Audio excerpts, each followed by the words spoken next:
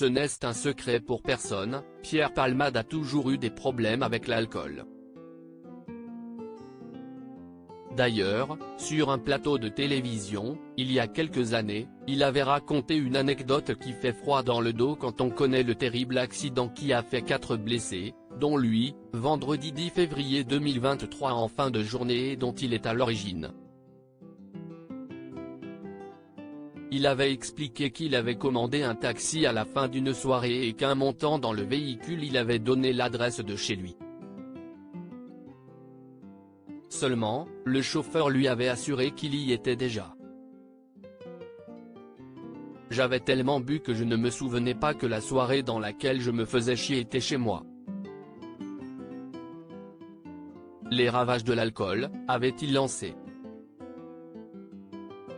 Si la plupart de ses proches ne souhaitent pas prendre la parole, certains, sous couvert d'anonymat, ont assuré ne pas être surpris que Pierre Palmade conduisait sous l'emprise de stupéfiants, dans les colonnes du Parisien. Ça fait 30 ans que ça dure. Beaucoup de gens parmi ses proches ont essayé de l'aider à se sortir de la drogue. Mais à un moment, c'était à lui de se prendre en main, a ainsi confié, désolé, une professionnelle du spectacle qui connaît bien le comédien âgé de 55 ans. Certains comédiens pensaient que Pierre Palmade allait mieux. Un autre ancien collaborateur de Pierre Palmade qui a travaillé avec lui sur certaines émissions va encore plus loin concernant le comportement et les addictions de l'humoriste. Le problème, si est qu'une semaine sur deux, il est en vrac, si est sa vie.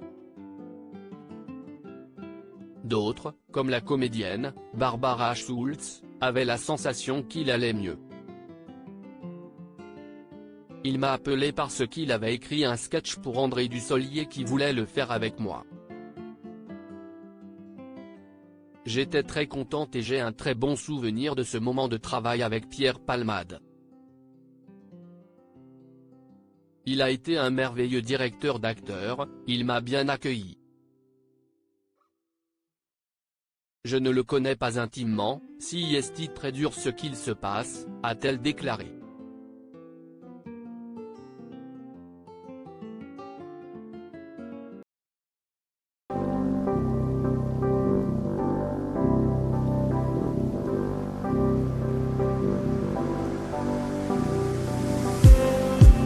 Just need